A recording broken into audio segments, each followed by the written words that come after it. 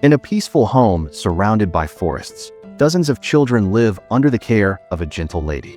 But everything shatters when they discover the truth. They're being raised as food for monsters. Now, they must outsmart their captors and escape before it's too late. Stick around till the end, because the final twist will leave you speechless. Every morning at Grace Fieldhouse Orphanage, 11-year-old Emma wakes up the other children sleeping in her hall. Though not related by blood, the kids live as one big, happy family under the care of a woman they affectionately call Mom, Isabella. Life at the orphanage seems perfect. They enjoy healthy meals together, receive excellent education on the grounds, and spend their days playing in the large meadows surrounding the house. Emma and her best friends Norman and Ray always excel in their studies, consistently getting the highest scores. The orphanage has some strange rules though. Each child has a number tattooed on them. They know nothing about the outside world, and they're strictly forbidden from going beyond the fence that circles the meadow. Children arrive as infants, but eventually get adopted by foster parents and sent off to new lives. When little Connie becomes the next child to leave, everyone gives her a warm send-off, telling her to be good to her new parents. As Isabella takes Connie to the entrance, Emma realizes the girl left behind her favorite stuffed toy. She and Norman rush to return it, following their path toward the gate. For the first time, they step outside the boundary, finding only a single van with no one around. Looking inside the vehicle, they make a horrifying discovery. Connie lies limp on the floor with a plant stabbed through her chest. Before they can react, two grotesque creatures approach. Emma and Norman hide under the van, frozen in shock as they hear the monsters talking about human meat being the best delicacy, with children from this farm being considered elite quality, save for rich demons. The terrible truth dawns on them. Grace Fieldhouse isn't an orphanage, but a farm where children are raised like cattle to be eaten by demons. The more intelligent students are classified as good meat. When Isabella arrives and discusses the highest-scoring children with the demons, promising to bring them next time, Norman and Emma realize their education was designed to make them tastier. They barely escape unseen and run back toward the orphanage. Emma falls down midway, crying and refusing to believe the girl they saw was Connie or that their beloved mom could be so evil. Norman tries to comfort her and suggests they run away, but Emma can't bear leaving the other children who are like family to her. The following day, Norman suggests they plan an elaborate escape from the orphanage without telling the others until the plan is complete. They decide to cross the fence to see exactly what the outside world is like. After walking through woods for a while, they reach a tall wall they can't climb over. Meanwhile, when a little girl named Nyla gets lost in the forest, they see Isabella checking her watch and finding the child immediately. Revealing the watch is a transmitter that tracks all the kids. The next day, as Norman and Emma return to the woods with rope to scale the wall, their friend Ray catches them acting suspicious.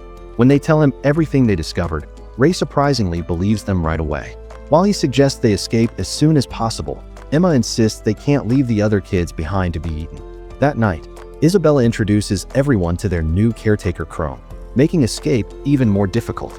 In private, Isabella reveals to Crone that she found Connie's toy and knows Emma, Norman, and Ray have discovered the truth, yet she's confident they won't escape. Later, the three friends meet secretly. Norman believes someone among the children must be Isabella's spy who feeds her information.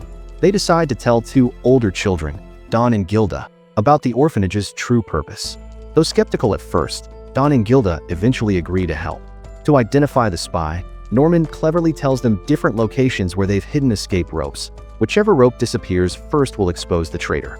The next day, when one of the ropes disappears, Emma and Ray think they've caught the spy. Instead, Norman reveals he'd set a trap by telling Ray a fake location, and Ray took the bait. Cornered, Ray admits he's known the orphanage's dark secret for years. He'd confronted Isabella long ago, who bluntly told him he'd eventually be fed to demons regardless of what he did. With no viable escape route, Ray agreed to spy for her in exchange for postponing his adoption. However, he never told Isabella about the rope plan, suggesting his true loyalty wasn't with her. Ray then drops another bombshell. He was the one who deliberately planted Connie's toy for Emma and Norman to find, wanting them to discover the truth and attempt escape. Norman declares Ray a double agent and keeps him on their team. That night, Ray feeds Isabella false information about Norman planning to poison her food. She thanks him, but casually mentions his own adoption date is approaching soon. As the five children plan their wall-climbing escape the following day, Crone overhears them. Surprisingly, instead of reporting them, she offers to help. Crone reveals she was once a farm child herself. Her motivation is clear: She wants to overthrow Isabella and become the new mother, and she'll help the children to achieve this goal. During a secret meeting in her room, Crone shares everything she knows about the outside world. Over 1,000 years ago, humans and demons fought a terrible war that ended with the promise, an agreement that both species would live in separate worlds. Some humans were left behind in the demon realm, leading to the creation of human farms. By consuming intelligent humans, demons absorb their attributes and prevent themselves from becoming mindless monsters. This arrangement benefits both sides. The human world remains at peace while sacrificing a few in the farms.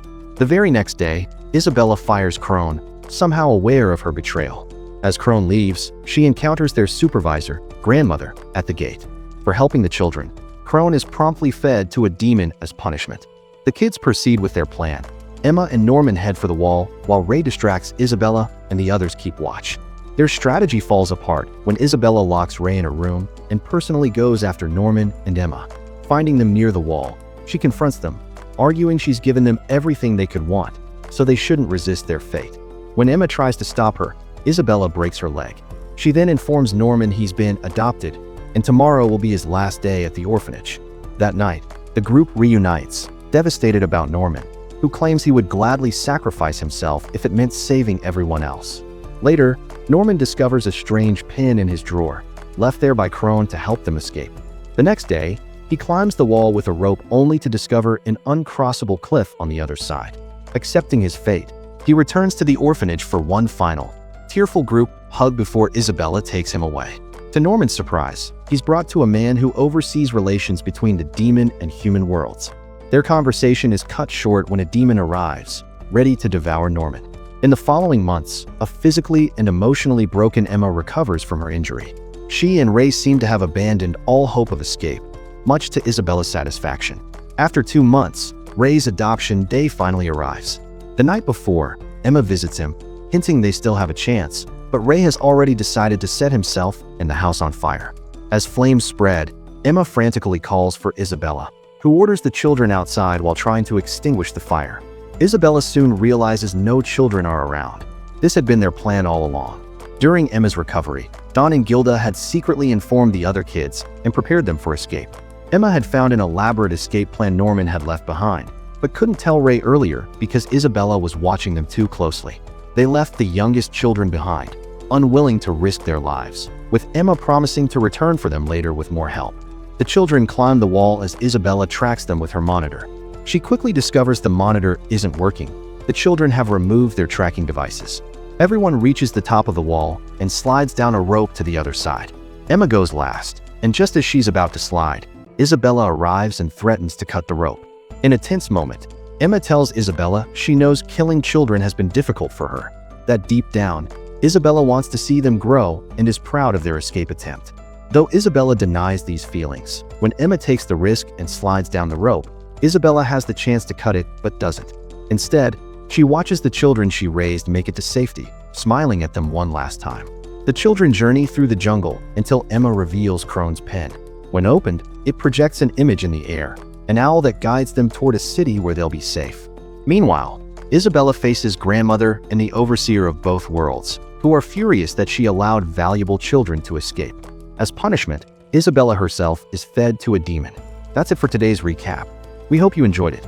Don't forget to like, subscribe, and share if you want more epic summaries. Drop your favorite movie requests in the comments below, and until next time, take care.